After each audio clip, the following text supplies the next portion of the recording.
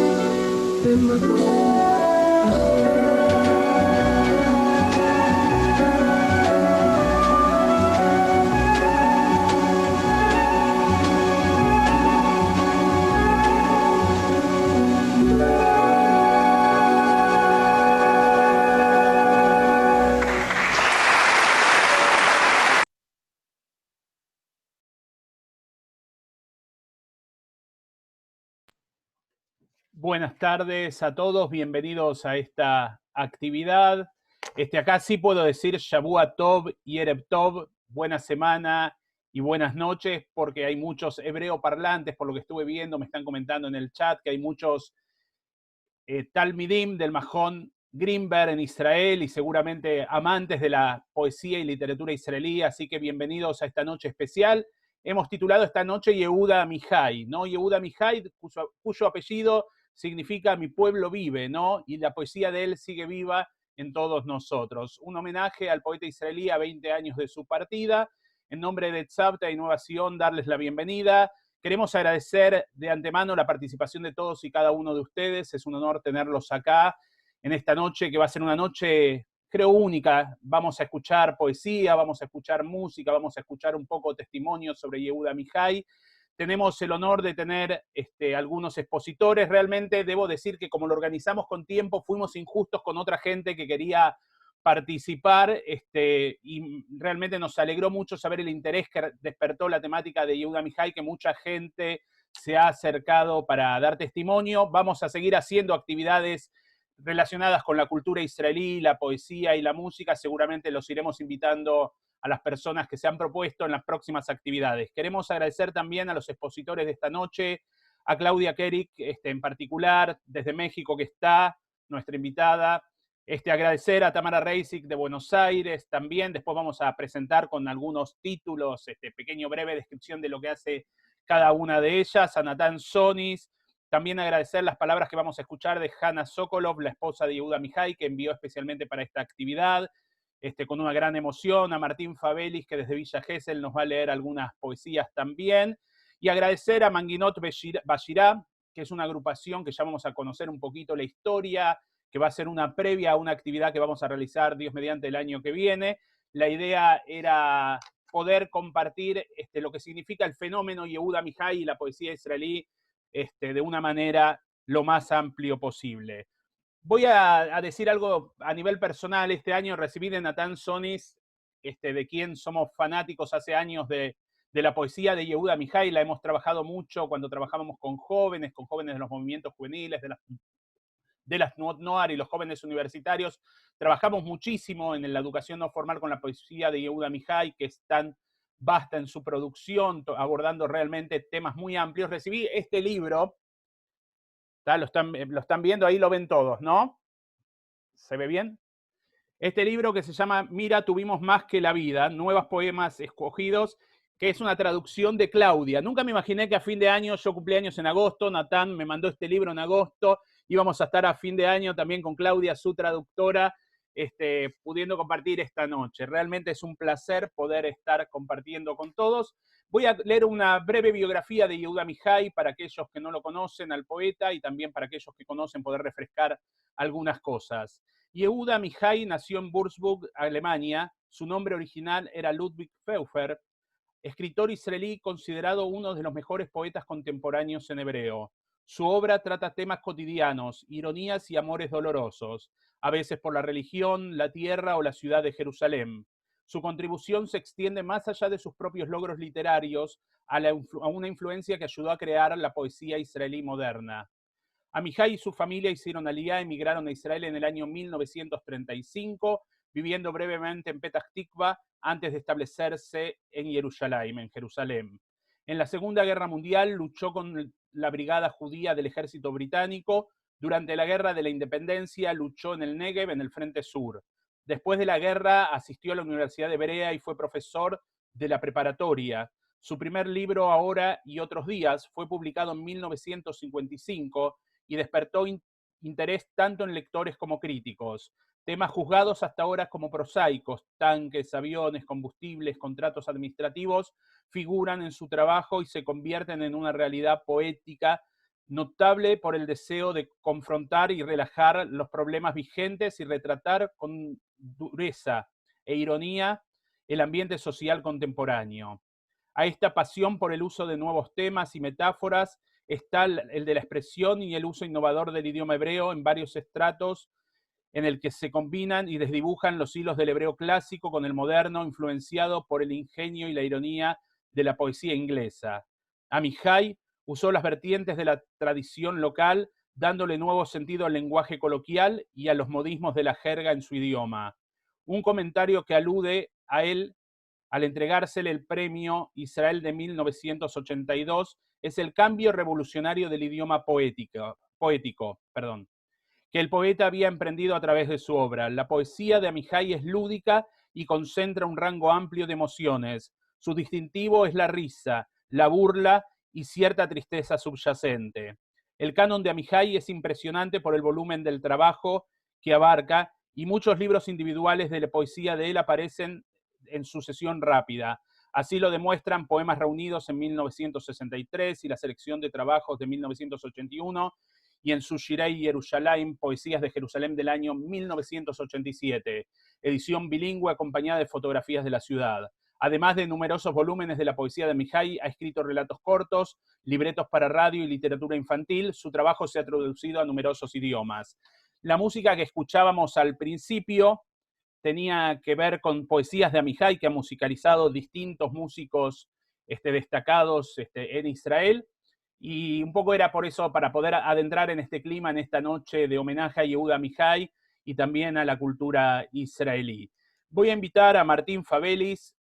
Amichai tuvimos la suerte y tuvo la suerte también de conocer la maravillosa ciudad de Buenos Aires y ha escrito algunos poemas, algunas poesías sobre nuestras ciudades, en el caso de Buenos Aires, los que somos locales acá, y voy a pedir a Martín si puede compartir con nosotros estas poesías. Gracias, Martín. Hola, Enrique. Hola a todos. Voy a leer el poema porteño. Dice así.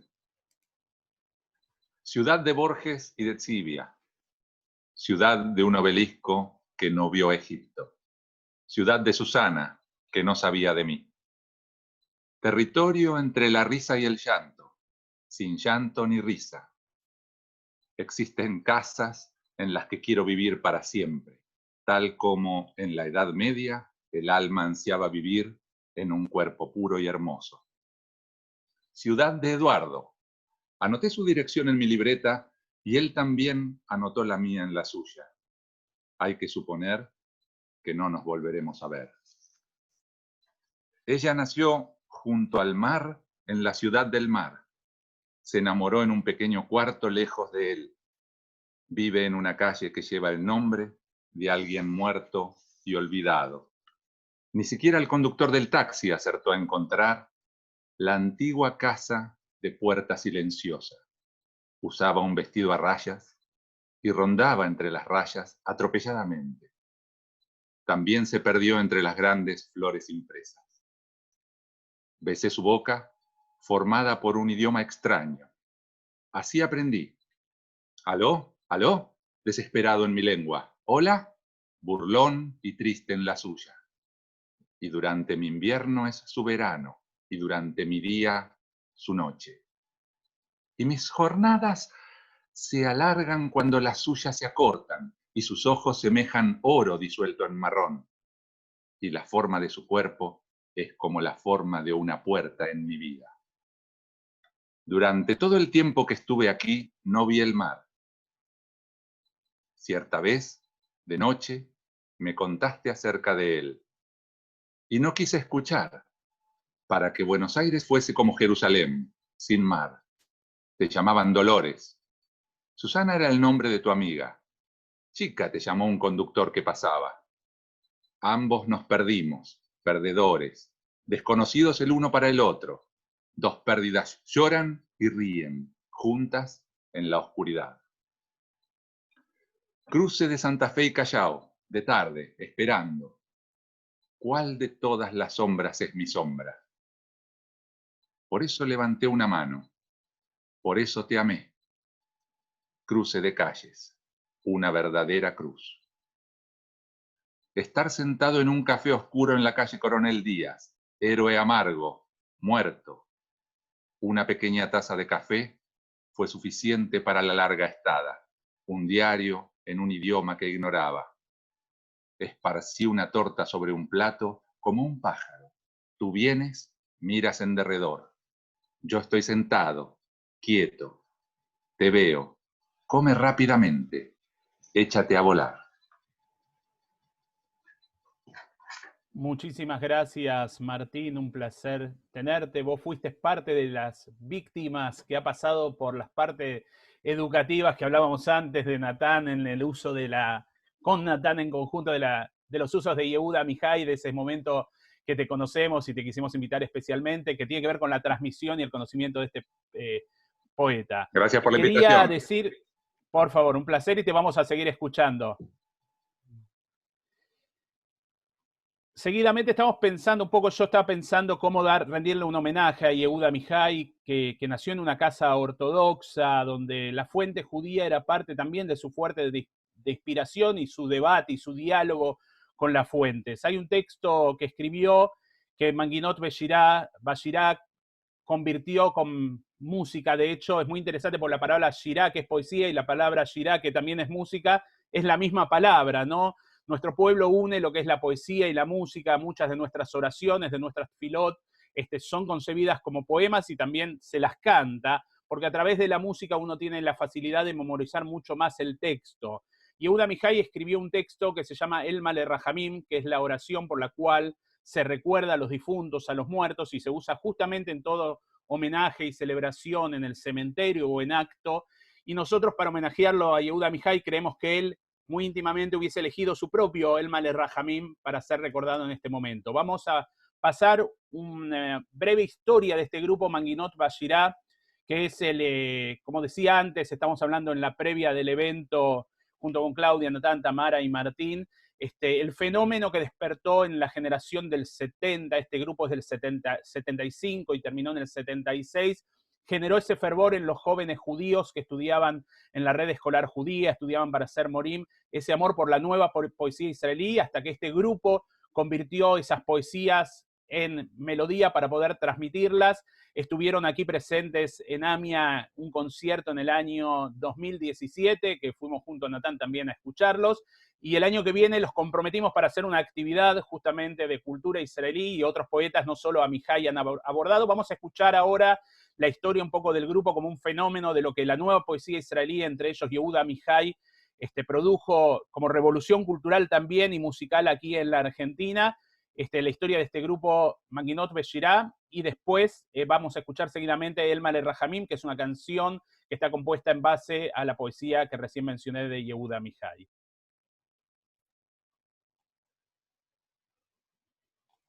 En 1975, Yisro Gloger y Rafi Friedman decidieron formar un grupo musical cuyo objetivo fue difundir poesía hebrea contemporánea a través de música rock pop de creación propia. Ese grupo se llamaría Manginot Bashirá, Melodías en la Poesía. La nueva banda incluiría a Ruti Grempel en canto, Mogi en flauta, y más tarde Manginot incluiría a Patricia Lande en canto y Dani Frenkel en percusión. La creación de Manginot fue inspirada por los estudios de literatura hebrea que Yisro y Rafi recibieron en la Midrashá Lemorim, el seminario de docentes de AMIA. Las clases de literatura eran dictadas por los profesores Yaakov Glasserman y Batia Bilak, quienes guiaron a los jóvenes alumnos en los caminos de la poesía hebrea y su mensaje de humanidad, amor y rebeldía. Yisro y Rafi absorbieron su mensaje y lo expresaron en el lenguaje musical de su generación.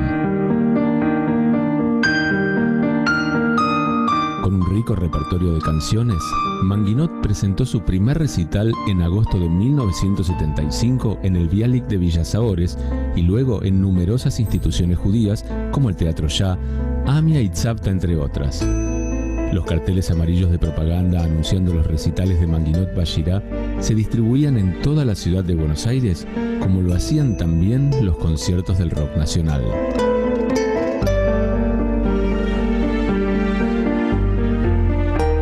Recitales, Manginot Bashirá repartía programas que contenían todas las letras de los poemas en hebreo con su traducción al español, así como lo incluye el programa de este concierto. Difundir la palabra del poeta era su objetivo ayer como lo es hoy.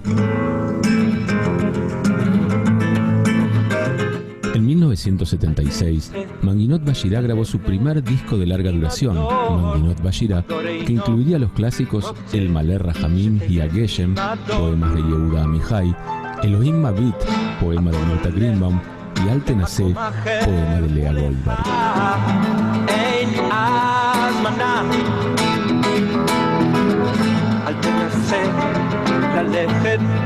El disco y los conciertos de Manginot Bashirá fueron elogiados en la prensa argentina y de la comunidad. La obra del grupo fue reconocida como un fenómeno cultural único y altamente creativo en la comunidad judía argentina, una creación musical que todavía perdura. El último concierto de Manginot Bashirá en Buenos Aires fue en diciembre de 1976 en el Teatro Shah, un recital que fue presenciado por cientos de jóvenes que convergieron para despedirse del grupo y escuchar su música por última vez.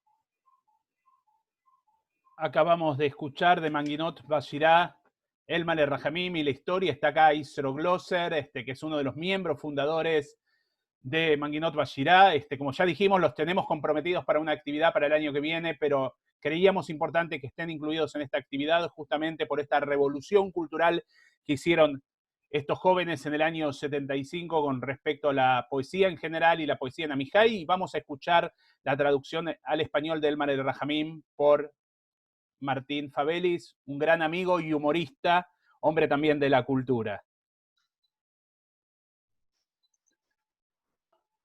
Dios todo piedad. De no ser Dios todo piedad, piedad habría en el mundo, no solo en él.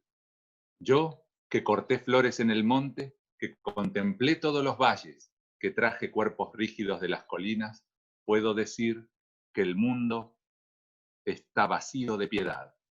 Yo, que rey de sal fui junto al mar e irresoluto en mi ventana me quedé, que los pasos de ángeles conté y mi alma arduos pesares soportó en contiendas de horror. Yo, que pocas palabras del diccionario suelo usar, yo, que por fuerza enigma debo resolver, sé que de no ser el Dios todo piedad, piedad habría en el mundo y no solo en él.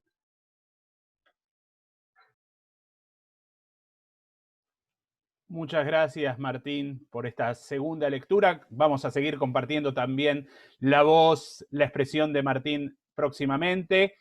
Y vamos a compartir ahora la voz del poeta. Vamos a hacer un recorrido, también lo vamos a ver de cierta manera envejecer a él a través de las lecturas, a través de entrevistas. Vamos a pasar entonces la palabra a Yehuda Amijay.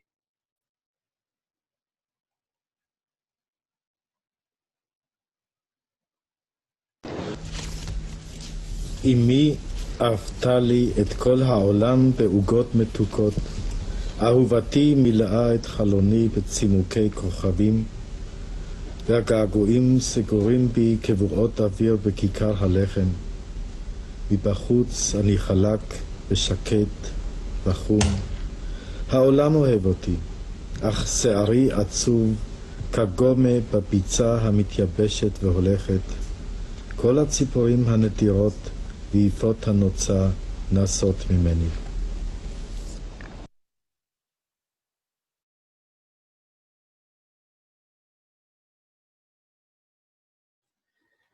Vamos a invitar a nuestra primera oradora de la noche, a Tamara Reisig, educadora, traductora e investigadora literaria, para que nos dé un mensaje acerca de Yehuda Amijay. Gracias, Tamara, por estar. Gracias, Quique, gracias a Zafra por convocarme, a Novación también. Buenas tardes a todos y a todas. Quiero centrarme, más que en la biografía de Yehuda Amijay, en lo que Yehuda Amijay representó y la influencia que tuvo en los demás, digamos, en los poetas, en los escritores, en la literatura israelí en general.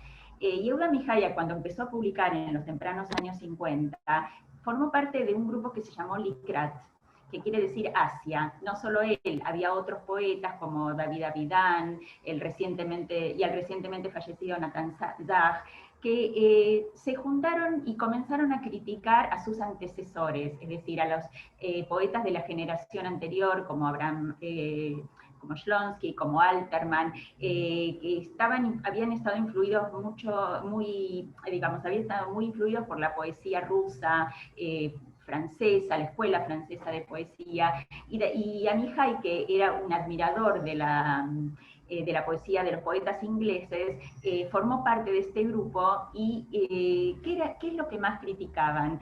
Los padres de esta generación, es decir, la generación que precedió a Natan Zah, a Yehuda Amijay, a David Avidan, eran parte de un colectivo que escribía mucho en primera persona del plural.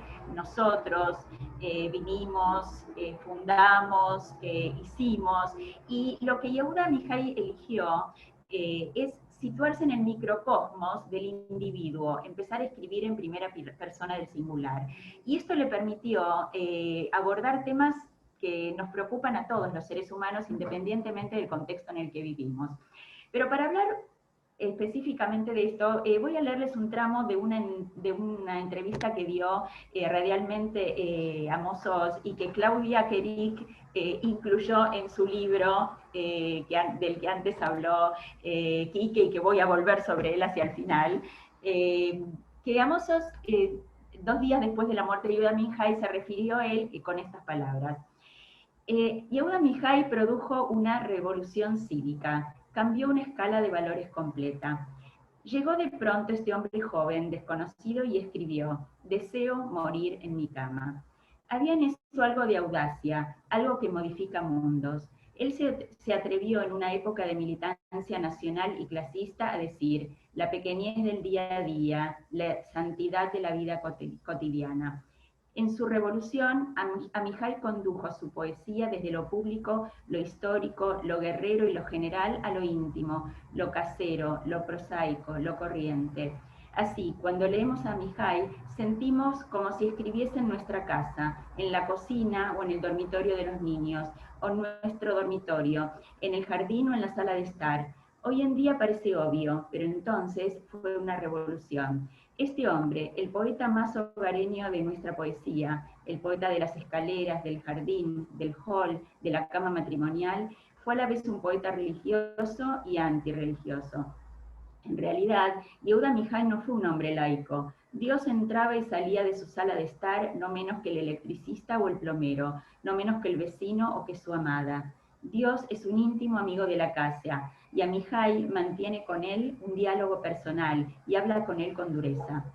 Este poeta hogareño mantuvo conversaciones casi a diario con la historia judía, con la Biblia, con la antigua Jerusalén, con sus padres muertos, con generaciones anteriores de judíos, con la lengua hebrea, todo como un hombre que dialoga con su vecino, a veces quejándose, otras con una sonrisa indulgente. Amichai nos recuerda que la cultura de Israel no habita la sinagoga, no vive en las sagradas sepulturas, sino en nuestra lengua, por todas las generaciones.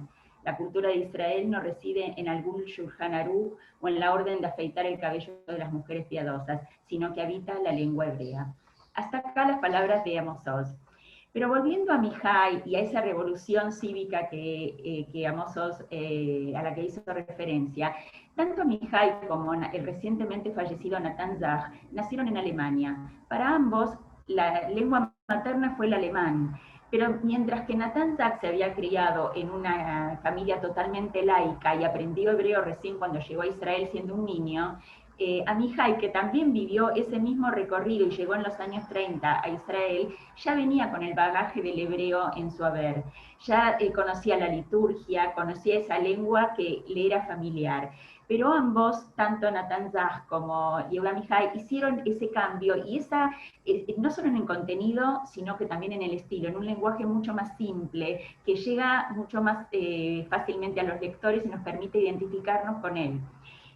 Porque los temas que aborda son los temas universales de siempre: el amor, la guerra, la muerte, los hijos, los padres, y en particular para él Jerusalén, la ciudad en la que vivió y murió. De alguna forma, Amichai habilitó en la poesía hebrea ese yo, el poder decir yo siento, yo pienso, yo creo, siempre abrevando en las fuentes judías, porque es de donde él vino.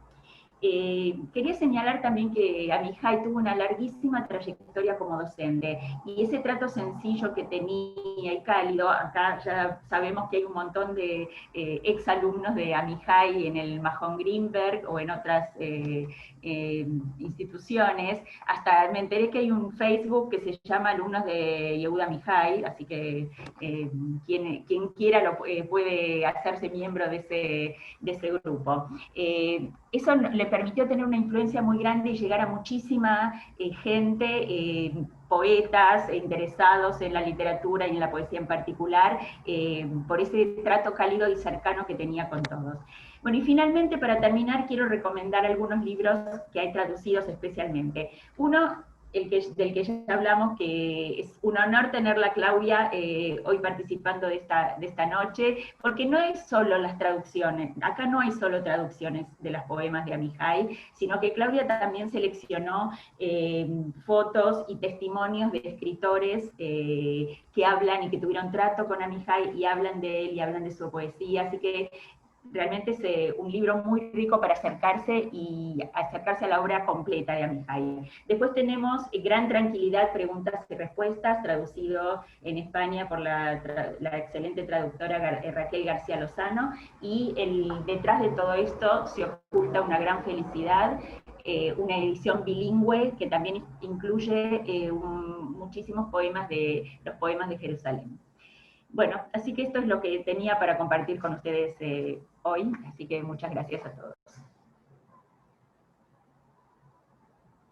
Tami, muchísimas gracias como siempre por compartir tu conocimiento, tu calidez, el acercarnos a Yehuda Amihai en un plano más general, en el contexto de la literatura israelí, en la lengua de aquellos inmigrantes, ¿no? Como hablabas de Natan Sach, que no era su lengua nativa la que escribieron.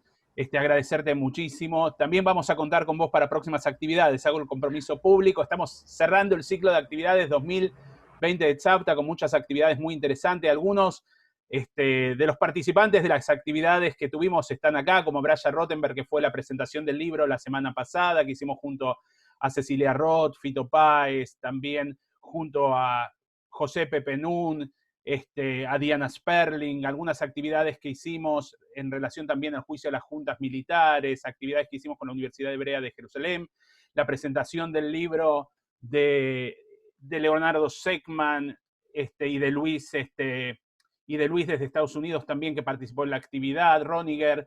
También hablamos sobre las elecciones de Estados Unidos, y esta es una noche de cultura. También hemos abordado temáticas de cultura, pero en particular una noche de cultura israelí. Y desde Israel nos llegan las palabras de Hannah, su mujer. Las vamos a compartir ahora. Hannah Sokolov nos manda especialmente este video para esta actividad.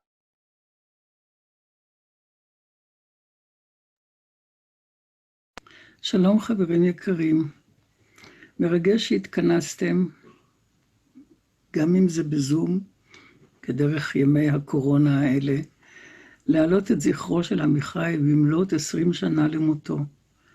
עצם ההתכנסות מעידה שהשירה עדיין חיה וקיימת, וגם קיבלתי עדויות לכך מהרבה מקומות אחרים, שמעלים את זכרו ואת זכר שירתו. וזה באמת מחמם את הלב. אני רוצה לקרוא שיר שהוא אהוב עליי במיוחד בערב זה, והשיר נקרא הגוף הוא הסיבה לאהבה. הגוף הוא הסיבה לאהבה.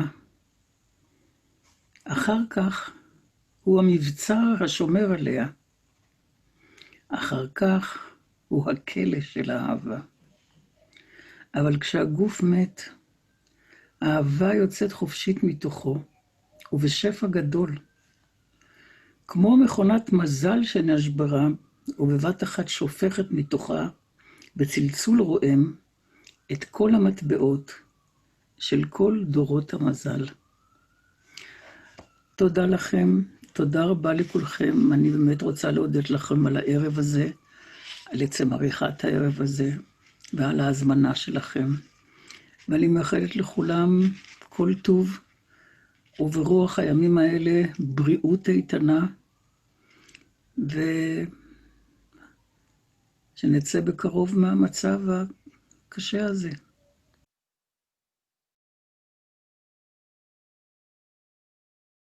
Agradecemos a Hannah el que se acercó de esta manera.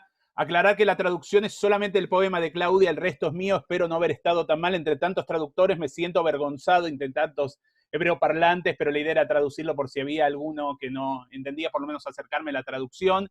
Y como dijimos, tenemos el honor de tener entre nosotros a Claudia Kerik, que estuvimos charlando muchísimo antes del evento, con mucha emoción, porque acá hay vínculos también personales, digamos. Creo que en toda la actividad, quienes estamos en estos momentos alrededor de esta actividad, tenemos un vínculo especial con la literatura israelí, pero Claudia quizás más en primera persona. Acá hay muchos alumnos de Yehuda Amihai también, como veníamos escuchando, que también tuvieron un vínculo personal. Claudia tuvo una gran responsabilidad, que es la traducción de la poesía, ¿no? Se dice traduttore traditore, en italiano el traductor es un traidor, ¿no? Así que quizás después le preguntemos un poquito en qué lo traicionó Yehuda Amihai en la traducción, pero vamos a habilitarle el micrófono para que ella hable y comparta con nosotros unas palabras. Claudia, muchas gracias por estar acá. Claudia es poeta, investigadora y traductora de Amihai en español, entre tantas otras cosas que también tiene su currículum. Hola, no sé, buenas noches, ¿no? Buenas noches. Aquí buenas noches, buenas tardes y no sabemos si buenos días en otros lugares. Sí. Bueno, primero gracias por invitarme y gracias a Tamara por sus palabras. Yo voy a completar un poco lo que ella dijo, nada más hacer un comentario. La poesía no es un género de multitudes, es difícil que un poeta atraiga a una mayoría, ¿verdad? Y en el caso de Amihai, esa regla se rompe y habría que preguntarse por qué logró llegar al corazón de tantos. Creo que la clave está en que logró condensar de una manera sencilla una experiencia muy compleja. Y la experiencia compleja fue la transición de la diáspora a Israel. Él, habiendo nacido en Alemania, finalmente creció en Israel y tiene esa doble identidad del galutí y del israelí, y en principio el haber logrado transmitir esa experiencia fue uno de sus grandes logros. Después, hablar con sencillez. Él contaba que su primer encuentro con la poesía se dio cuando era ya adulto y decía que ya había pasado por los peores fracasos de su vida después de los 30 años y que si empezaba a escribir y le iba mal, ya no hubiera sido tan grave. Él no se esperaba el éxito que tuvo como poeta. Y contaba que la primera vez que leyó un poema y entendió que ese iba a ser su camino fue durante una maniobra militar, siendo soldado, todavía antes de la Guerra de Independencia, en el desierto, en Egipto, durante el mandato británico. Yo lo agregué ese testimonio en mi libro, que son sus palabras. Él también me lo contó de viva voz. Se aburría, no había nada que hacer y había unas especies de camiones con bibliotecas ambulantes, un jeep que traía libros para entretener a los soldados, y una tarde lluviosa, polvorienta, en que ese jeep llegó con los libros para entretener a los soldados, se abrieron las puertas y se cayeron todos los libros al piso, y él levantó un libro del piso, y era un libro de Auden, era un libro de poesía inglesa, era una antología de poesía británica, y se topó con un poema de Auden, y él recordaba a Winston Hughes Auden, otro poeta también enorme, y él se acordaba del poema. El poema era el blues del funeral, y del verso que lo había impresionado. Era un poema a un amor que había muerto, y el verso decía: él es mi norte, él es mi sur, él es mi este, él es mi oeste. Y a mi Jaime decía: ¿se puede decir de una manera tan fácil algo tan complejo como la desorientación que uno vive cuando pierde a su amor? Esa falta de brújula de pronto en la vida, decir simplemente él es mi norte, él es mi sur. Bueno, esos fueron sus modelos. Los modelos de Amihai fueron poetas que lograron decir de manera sencilla algo muy complejo. Esos son los que él quiso seguir.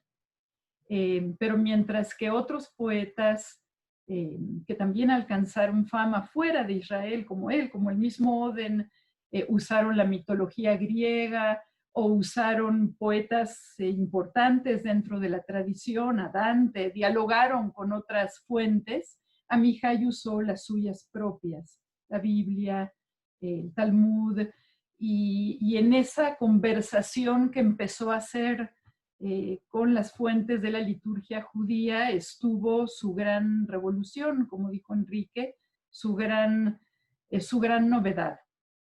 Quisiera leer un poema que me gusta, tal vez algunos. Uno de ellos es Soy un profeta pobre, para ilustrar un poco esa conquista de Amihai, de esta poesía que condensa experiencias complejas de un modo sencillo.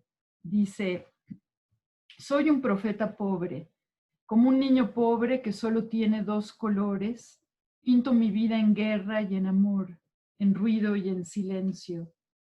Los grandes profetas desecharon la mitad de sus profecías, cual colillas arrojadas por un fumador compulsivo.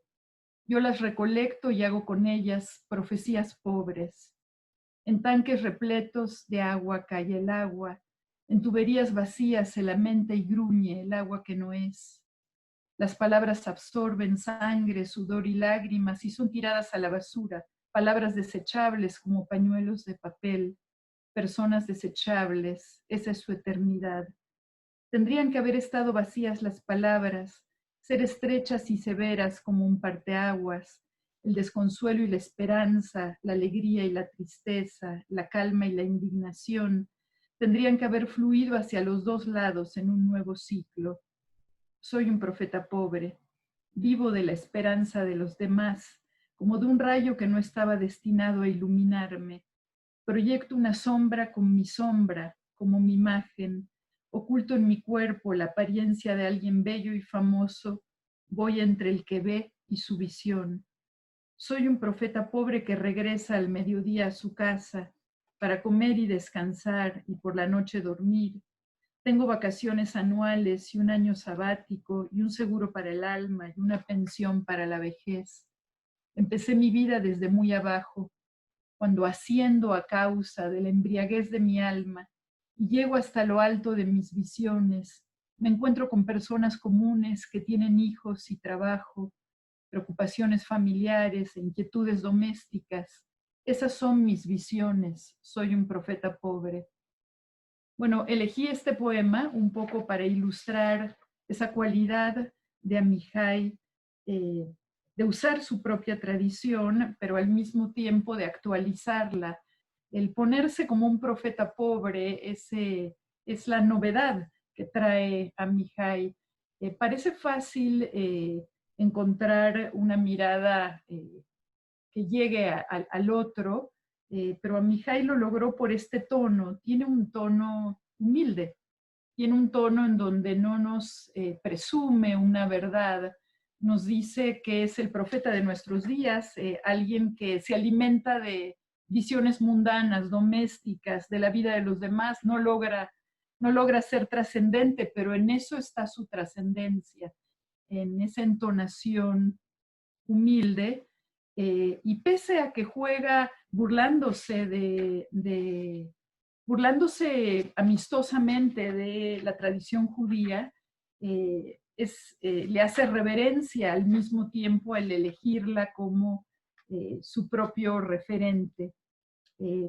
Voy a leer otro poema sobre el cual también quiero comentar algo. Se llama El hombre en su vida y dice: el hombre en su vida no tiene tiempo de tener tiempo para todo. Y no tiene tiempo de tener el tiempo para todo afán. El Eclesiastés no tuvo la razón cuando dijo aquello. Un hombre tiene que odiar y amar a la vez, con los mismos ojos llorar y con los mismos reírse, con las mismas manos arrojar piedras y con las mismas recogerlas, hacer el amor en la guerra y la guerra en el amor, y aborrecer y perdonar y recordar y olvidar, y ordenar y confundir y comer y digerir, lo que una larga historia hace en muchísimos años. El hombre en su vida no tiene tiempo. Cuando pierde, busca, cuando encuentra, olvida, cuando olvida, ama, y cuando ama, comienza a olvidar. Y su alma es instruida, su alma es muy profesional, solo su cuerpo permanece siempre diletante, intenta y se equivoca, no aprende y se confunde, ebrio y ciego en sus placeres y pesares. Muerte de higos, él morirá en el otoño, arrugado, lleno de sí y dulce, las hojas secándose sobre la tierra y las ramas desnudas señalando hacia un lugar donde hay tiempo para todo. Quise leer este poema, El hombre en su vida, porque me tocó estar en Israel cuando él lo publicó en el periódico Esto también quisiera contarlo. Después de que Amihai se volvió famoso, o cuando ya era un poeta famoso, publicaba sus poemas en los suplementos los domingos, y sus poemas eran tema de conversación en casi todas las casas de Israel. Aquí se está burlando del Eclesiastés, de Coelet, ¿no? Toda una autoridad. Hay tiempo para amar, hay tiempo para cosechar, hay tiempo para sembrar. La idea que ha transmitido el Coelet, ¿no? El Eclesiastés, escrito por Salomón. Y Amihai le da la vuelta y lo actualiza, sincronizándolo con la realidad israelí y con el hombre moderno. Es mentira lo que dijo el Coelet: un hombre tiene que amar y odiar a la vez, hacer la guerra en el amor y el amor en la guerra. Y esto era tema de charla, de sobremesa en las familias en Israel, platicar.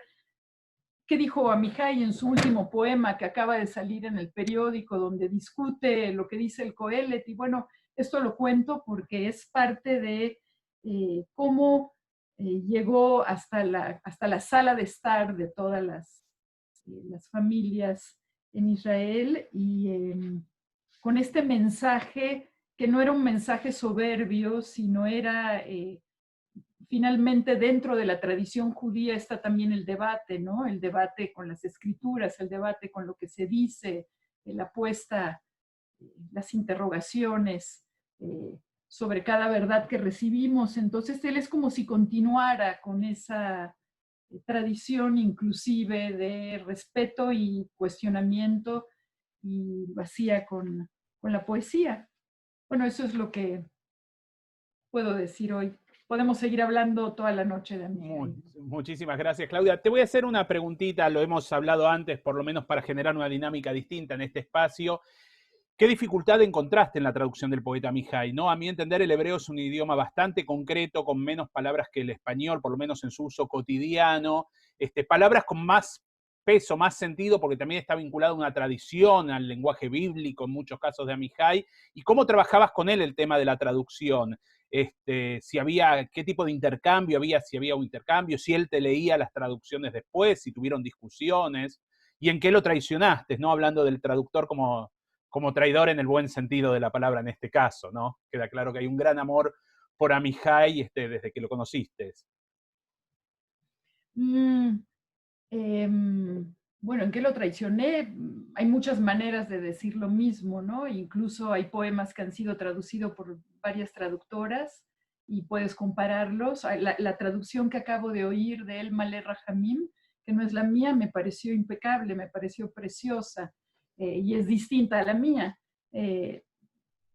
Todos los traductores encuentran una manera de decirlo en español. No hay una sola, la única es la original, la que la dice en hebreo. Las demás son todas versiones. ¿Qué fue lo difícil para mí?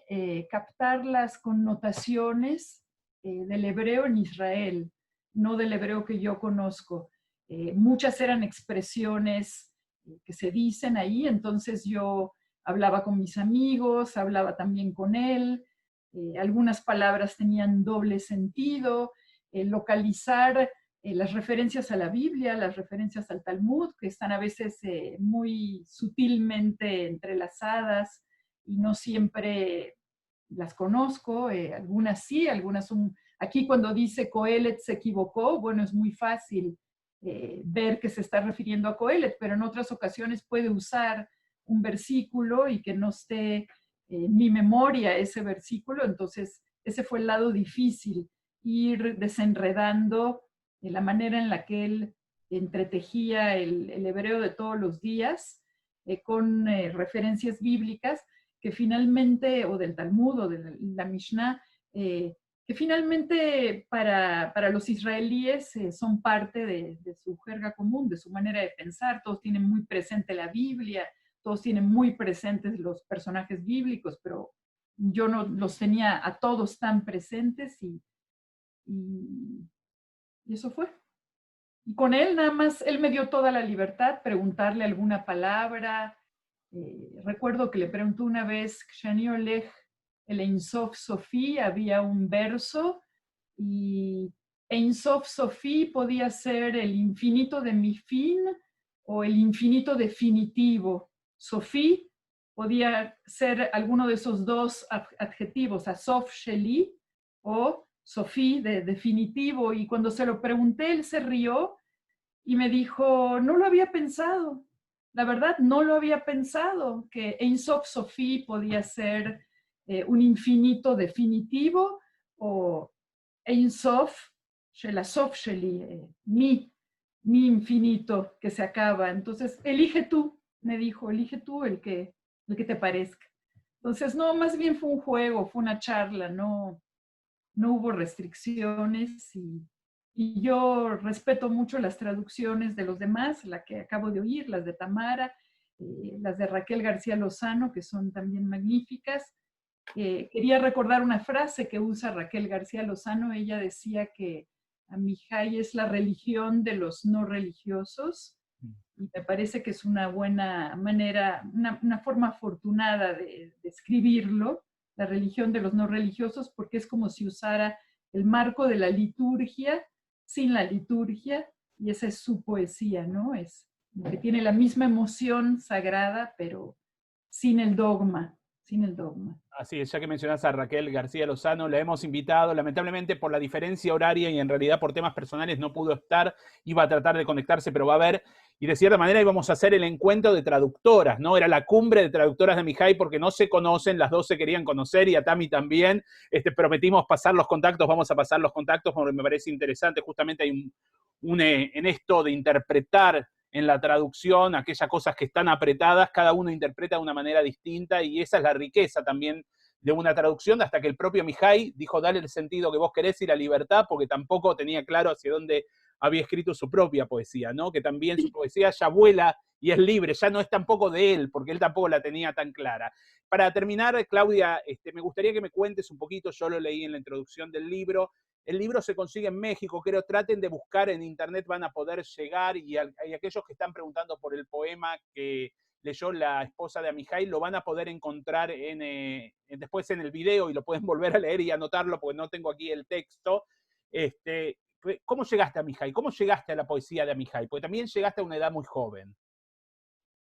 Bueno, mi libro se puede encontrar en internet, está digitalizado, si no lo puedes comprar, creo que puedes encontrar el PDF o el libro en internet o comprarlo también en internet. Bueno, eso no es propaganda. ¿Cómo llegué yo? Mira, estaba escuchando Manguinot Bashirá, que no los conocía y me emocioné mucho. Pienso que soy argentina de nacimiento. Si me hubiera tocado estar en Argentina, hubiera estado ahí con toda seguridad. Y si no, aplaudiéndolos, acudiendo a escucharlos. Son los mismos años de Manguinot Bashirá, nada más que en México. Yo estaba estudiando en la preparatoria, la secundaria, la preparatoria, y mi morá, igual que contaron el origen de ese grupo, que tiene que ver con haber entrado en contacto con esta nueva ola de la literatura israelí a través de sus maestros en la escuela. Bueno, yo también a través de mis maestros israelíes en el Tarbut en México, en el Colegio Hebreo Tarbut. Una de ellas, Mazal Shenyak, leyó poemas de Natán Zahi, de Amihai, y yo era una chica que quería escribir poesía y me enamoré. Amihai enamora, su poesía produce un efecto inmediato. Inmediatamente quise traducirlo y empezó como un juego, empezó como una aventura. Una amiga mía se unió, Rina Rothberg, a esa aventura. Su papá nos prestó la máquina de escribir en su consultorio. No era la época de las computadoras, ni de Zoom, ni de los celulares. Era la época de la máquina de escribir, y saliendo de la escuela nos íbamos a traducir a Amihai. Y una serie de eventos afortunados me rodearon. Tuve otra amiga, Esther Seligson, que tenía una revista de la comunidad judía de México que se llamaba Aquí Estamos, y ella quiso publicar mis traducciones, mis primeras traducciones con Rina, que eran de los 70s, de 75, 76, 77, las publicó en su revista, Y con la revista en la mano y las traducciones de Amihai, me fui a Israel a mostrárselas. Claro, yo tenía planeado también irme a estudiar a la Universidad Hebrea de Jerusalén, a donde finalmente me quedé a vivir muchos años y estudié. Pero llegué con la revista a Israel y me pregunté, bueno, ¿cómo hago ahora para dar con Amihai? Yo tenía 19 años y lo busqué en la guía de teléfonos. Encontré a Amihai, lo llamé con Asimonim. En esa época era la época de los teléfonos públicos. Esa época ya también pasó, es prehistórica.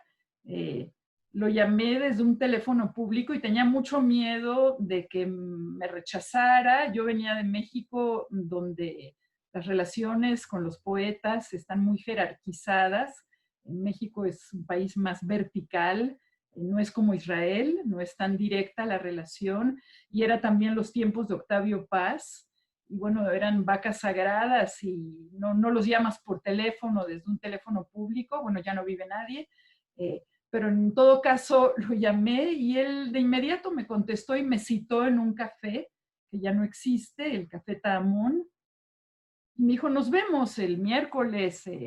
Fue tan fácil, nos vimos en el café, le di la revista, él se sorprendió de que alguien joven quisiera traducirlo al español. Bueno, mi intención era hacer un libro de él. Ya había traducciones de Amihai en español, estaban las de Bar Kokhba Malach, creo, en la revista Ariel, algunas de las que tú mencionaste, han habido traducciones, Eliyahu Toker, han habido traducciones en distintos lados, pero mi propósito era hacer un libro de él, una primera antología, y eso lo emocionó mucho, y empezó una relación que terminó de manera fructífera. Luego él vino a México en 2 ocasiones, a 2 festivales de poesía. Lo vi en México, lo escuché como leyó en México, tuvo también mucho éxito aquí. La manera de leer de Amihai, sus poemas, también es digna de recordarse. Él leía como la midá, como se reza, un poco para adentro, susurrando, así muy despacito. No tenía una lectura estridente, sino una lectura muy tenue, muy discreta, y llamó también mucho la atención cuando en México se presentó en los grandes foros y festivales a leer. Esa es la historia. Muchísimas gracias, Claudia, por el testimonio muy rico, interesante, personal, amplio. Gracias por compartir, como en una gran familia que estamos hablando, como un gran living todos juntos, porque todos abrimos nuestras casas. De hecho, para que investiguen, Claudia está mencionada, creo que sos vos, Claudia, la que está mencionada en la poesía sobre su viaje a México. No sé si hay otra Claudia, así sos vos, así que pueden investigar que hay una poesía donde la menciona Claudia en su viaje a México. Ahora vamos a ver una entrevista, va a ser el último video que vamos a ver que aparece en Amihai, es el último video de la última entrevista que estuvo Yehuda Amihai en Israel. Es una síntesis de la misma de unos 3 minutos aproximadamente. אני בכלל חושב שמילים של שירה הם כמו תפילה. אבל אתה באת מבית ספר במעלה. מעלה, נכון, בית ספר מעלה בירושלים. מחינוך דתי, ואתה אמרת פעם, עד גיל 15 או 16 הייתי אדם מאמין. הדברים האלה נמצאים עוד, התפילות נמצאות בשירים. זה הכל להפך, אני לא צריך לקיים מצוות או להשפיע מפתל או ש"ס. בשבילי זה עולם שלם שאני משתמש בו בצורה טבעית. כי יש סופרים ומשוררים שרוצים להעשיר את אוצר התרבות שלהם, אז הם לומדים קבלה או יידיש או משהו כדי שאצלי זה באופן טבעי. הטקסטים של התפילות. הטקסטים של התפילות ושל התנ"ך. של התנ"ך. כן. של התנ"ך מאוד. כן. אבל אתה עושה עם זה היפוכים. מרחוק כל דבר נראה נס, אבל מקרוב גם נס לא נראה כך. אפילו מי שעבר בים סוף בבקיעת הים, ראה רק את הגב המזיע של ההולך לפניו, ואת נוע ירחיו הגדולות. ולכל היותר, במבט חטוף לצד, דגים בשלל צבעים בתוך חומת המים, כמו במצפה ימי מאחורי קירות זכוכית. מי שהלך בחציית ים סוף ראה רק את גבו המזיע של מי שלפניו. זה אתה מוריד ממש ליום-יום שלנו. מוריד זה ליום-יום, אבל זה מעלה את היום-יום. ואלוהים? כן. יש לך ויכוח איתו בכל זאת. כן, זה הוויכוח מאז ילדותי עם אבא שלי, שהיה בינינו יחסי אהבה באמת בלתי רגילים. הוא היה אורתודוקסי, יהודי מאוד דתי, שומר כל מצווה, אבל הוא לא נראה, לא היה עם פאות והכל כמו שיהודי גרמני אז. ושבגיל 15-16 עזבתי את זה, זה היה מאוד קשה בשבילו. אבל האהבה גברה על הכל.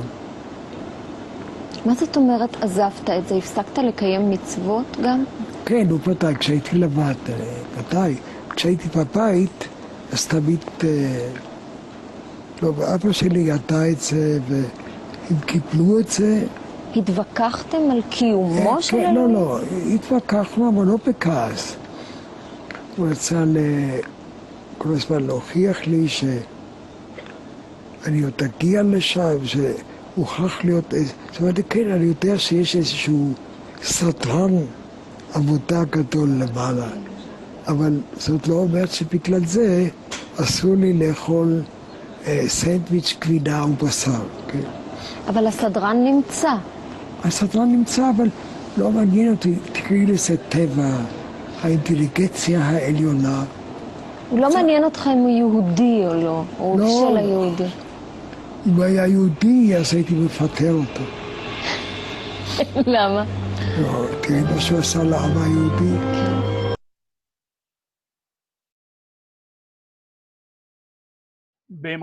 Vemos su lucidez, inteligencia y humor hasta en su última entrevista en este año que falleció, en el año 2000.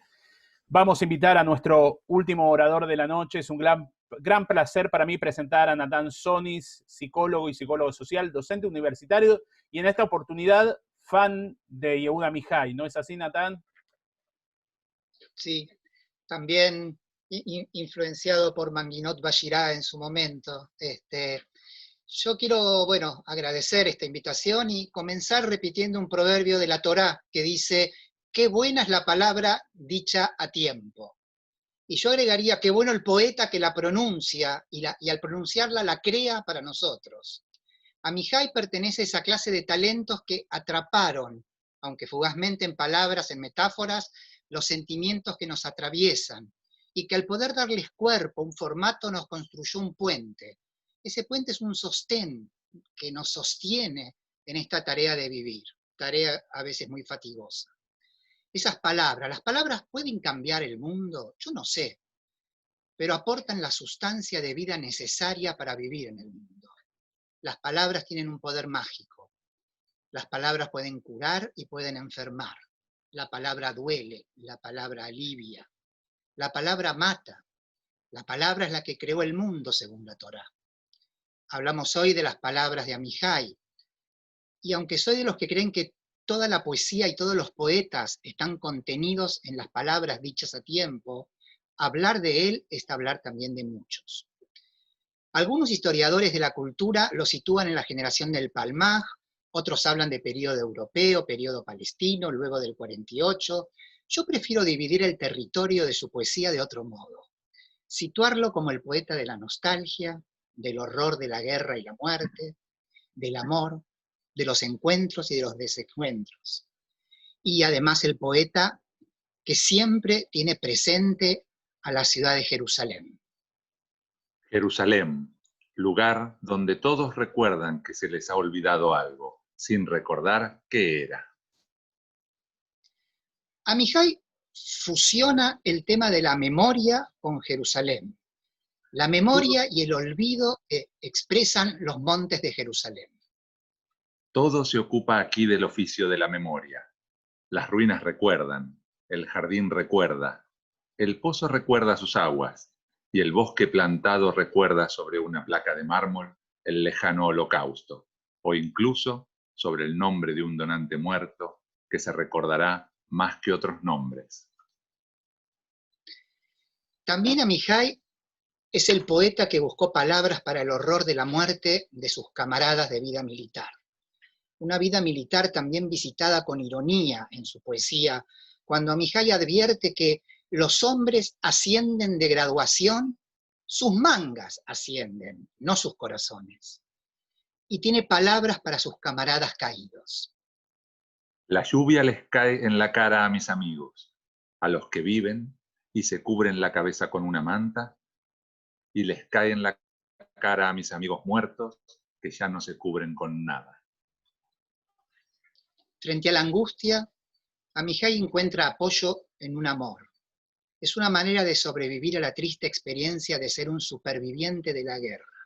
Pocos han hablado como Amijay del dolor de sobrevivir de este modo.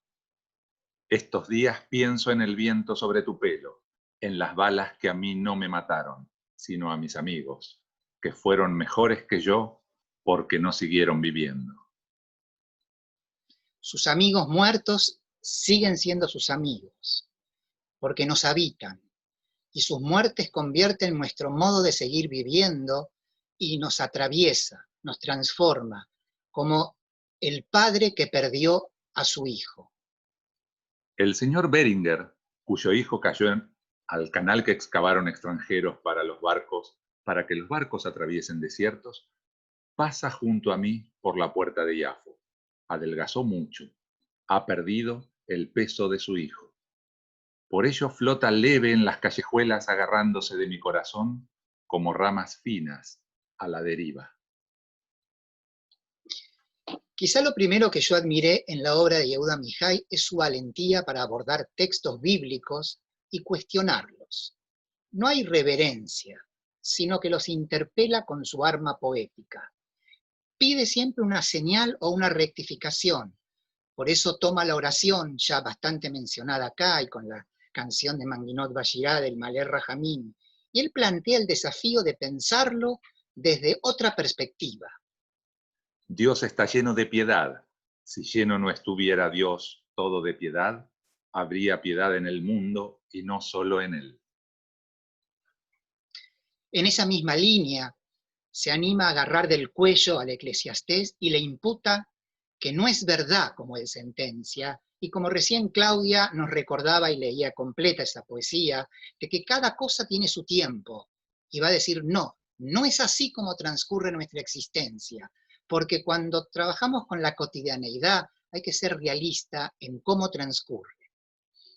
El hombre en su vida no tiene tiempo de tener tiempo para todo, y no tiene el tiempo de tener el tiempo para todo afán. El Eclesiastés no tuvo razón cuando dijo aquello.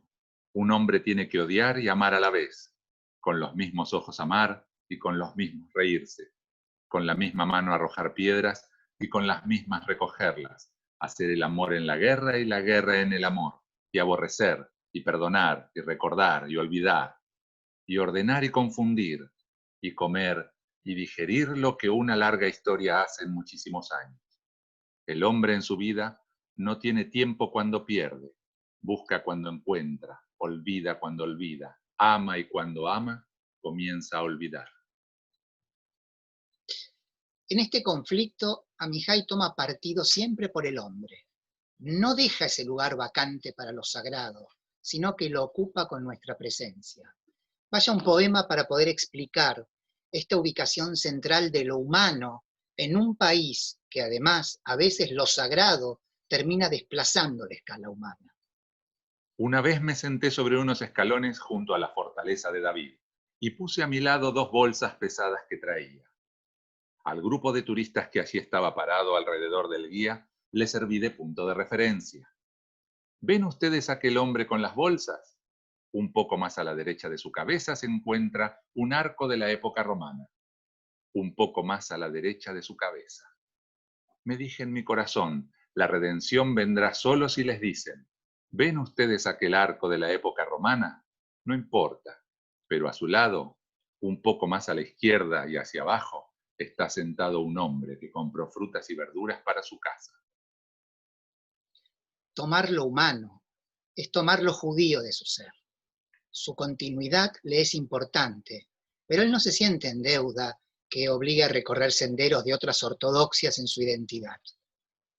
Los caminos son nuevos, los zapatos comprados ayer mismo, pero la marcha es antigua y heredada. Amijay se sentía impotente frente a la violencia que se respira, una violencia que nos constituye. Y él también la acusa con sus palabras. Tengo que llorar, dice, porque las personas tienen opiniones y las opiniones dientes. Eso lo lleva a posicionarse claramente en relación con la paz. Racista de la paz se nombra a sí mismo. Soy racista de la paz.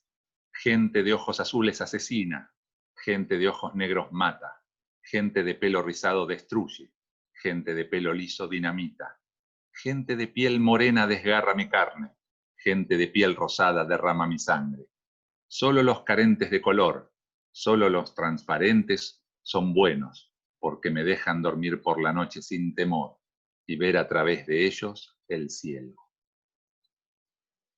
Su racismo, como él lo llama, es una protesta, la misma que dice refiriéndose al aire de Jerusalén. Dice, ya está saturado de oraciones y sueños, como el aire de las ciudades industriales, ya es difícil respirar. Tiran piedras, me tiran piedras. Semitas tiran contra semitas y antisemitas contra antisemitas. Tiran los malvados y tiran los justos. Tiran los pecadores y tiran los tentadores. Tiran los geólogos y tiran los teólogos. Tiran los arqueólogos y tiran los pandilleros. El pasado tira piedras al futuro y caen en el presente. Piedras de llanto y piedras de risa. Incluso Dios en la Biblia tiraba piedras, y Herodes tiró piedras y le salió un templo. Por favor, no tiréis más piedras. Vosotros la movéis contra el mar y el mar no la quiere. El mar dice, no me pertenece. Tirad piedras blandas, terrones que endulcen, tirad arena de playa, tirad arcilla del desierto, tirad papel, tirad polvo, tirad viento, tirad aliento, tirad la nada, hasta que se cansen las manos y se canse la guerra y se canse incluso la paz y exista. Amijay se ha sentido francamente un explorador. Con estas palabras que tanto resuenan y que tanto significan en la vida cotidiana, él escribió un poema.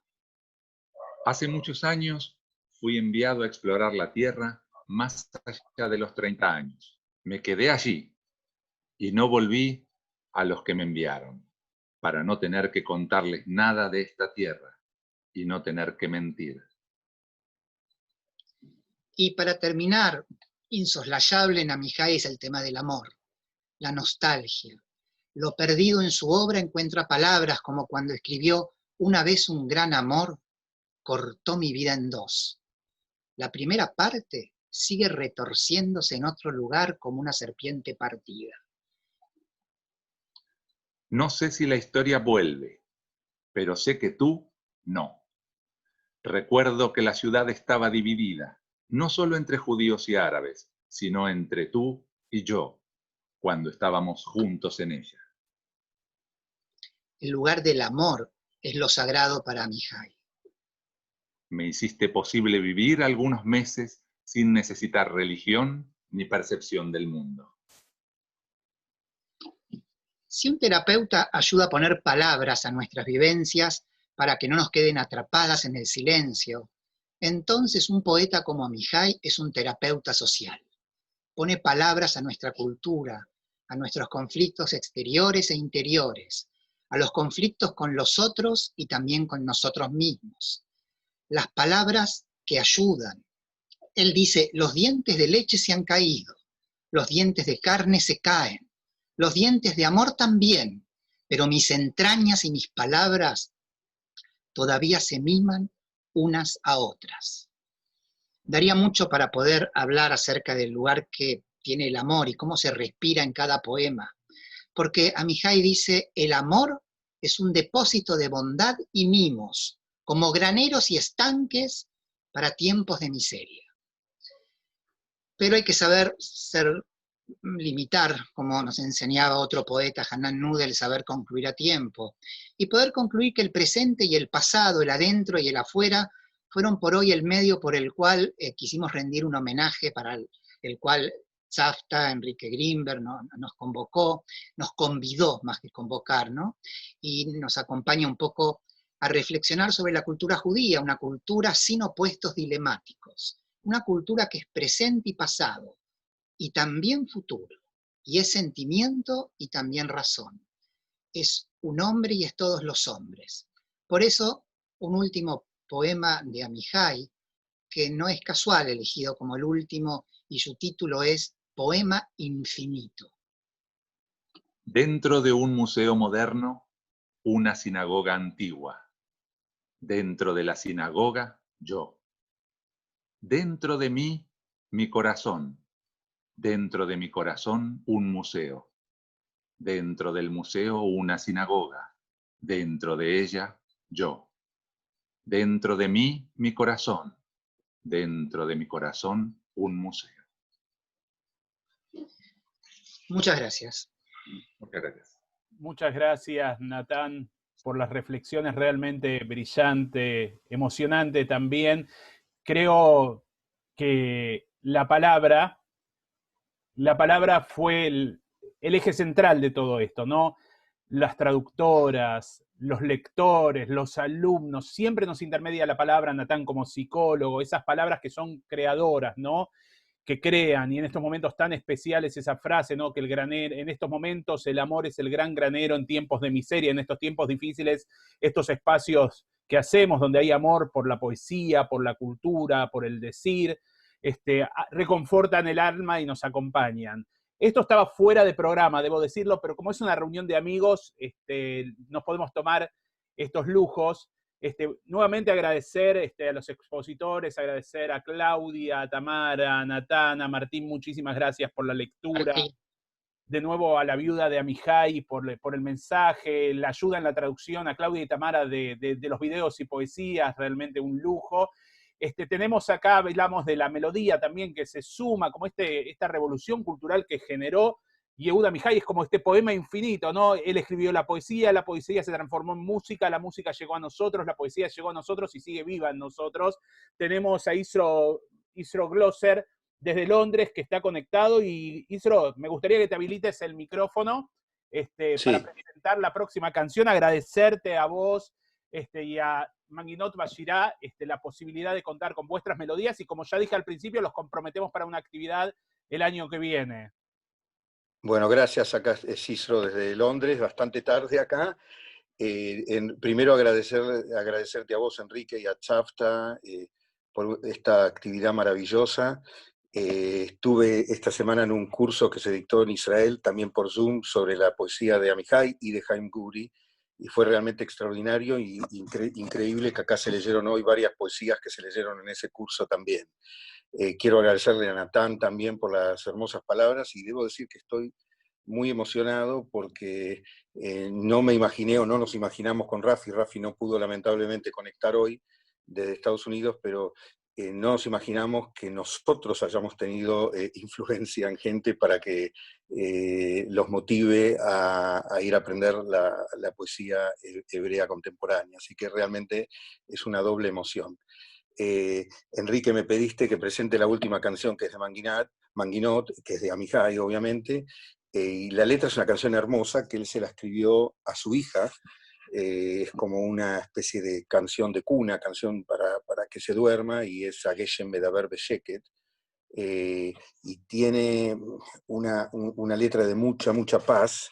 Pero quiero dejarlos con la última frase, que mientras él le está diciendo a su pequeña hija que se duerma, dice que Ashkim leshajet et hayom haba sheyeh tov eleinu. O sea, me levantaré temprano para sobornar al día siguiente, para que sea, perdón Claudia si mi traducción no es buena, para sobornar al día siguiente para que sea bueno para todos, siempre con un mensaje increíble, metafórico y de positividad para el futuro, sobre todo hablándole a su hija pequeña. Entonces, tomamos el desafío, Enrique, haremos una actividad con mucho gusto dentro de poco sobre Manginot y la poesía, también de Amihai y de otros poetas, y bueno, Enrique, los dejo con esta canción que grabamos, Ageshem Medaber Besheket, de Manguinot Bashirá, y Rafi y yo la compusimos y cantada por Patricia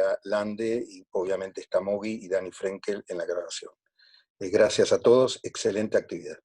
De nada, vamos a ver una versión que es del 2016. Me parecía interesante poder traer este concierto que ustedes hicieron en AMIA, porque yo presencié el concierto gracias justamente a Natán, que me llevó, como dije antes, me hizo conocer lo que es Manguinot Bashirá. Le pregunté a Natán recién en WhatsApp si tenía el disco en vinilo, somos amantes del vinilo. Me dice, no solo tengo en vinilo, sino también lo tengo en CD, así que después lo va a pasar y vamos a seguir disfrutando de la música de Manguinot Bashirá. Muchísimas gracias, Isro, por estar, sé que es tarde, y me alegro mucho que hayas encontrado también otra dimensión, que es la dimensión de la influencia que tuviste vos en otra gente con respecto al acercamiento a la cultura israelí, a los poetas israelíes, en este caso Yehuda Mihai, pero ustedes han abordado otros poetas que quedarán pendientes para nuestro próximo encuentro. Vamos a escuchar entonces. Gracias.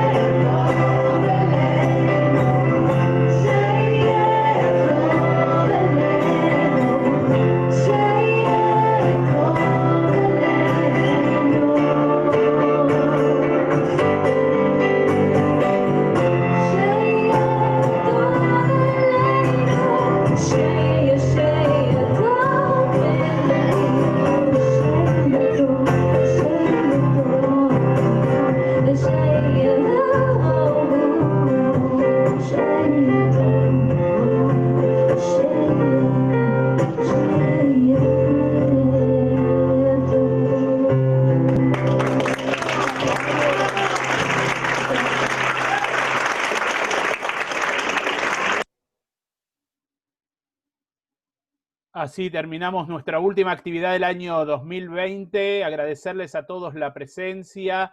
Asimismo, invitarlos a seguirnos a Tzavta y el periódico Nueva Sion en las redes sociales. Van a recibir nuestras próximas actividades. Vamos a hacer un descanso breve y vamos a terminar con estas maravillosas palabras de Amihai que nos interpretó recién Manginot Bashirá, Sheyetov Eleinu. Que sea bueno para nosotros, bueno y mejor todavía que el 2020. No hay que hacer mucho esfuerzo para que el 2021 sea un poquito mejor. Tenemos bastante más esperanza de tener el mundo y poder reencontrarnos en persona. Que sea bueno para nosotros y para toda la humanidad este 2021 y que podamos encontrar nuevamente el vínculo en las palabras, en el encuentro personal unos con otros. Agradecer la presencia nuevamente de Claudia, Martín, Natán, Tamara, Manginot Beshirá, Isro desde Londres. Y bueno, síganos en nuestras actividades, que para nosotros es un placer poder ofrecerlas en estos tiempos de miserias y dolores y pandemia, poderles ofrecer con amor esta actividad y otras actividades que hemos hecho durante el año. Muchísimas gracias para todos y Shana Tová vamos a terminar diciéndolo en hebreo. Un feliz 2021 para todos, ustedes y familias. Muchas gracias.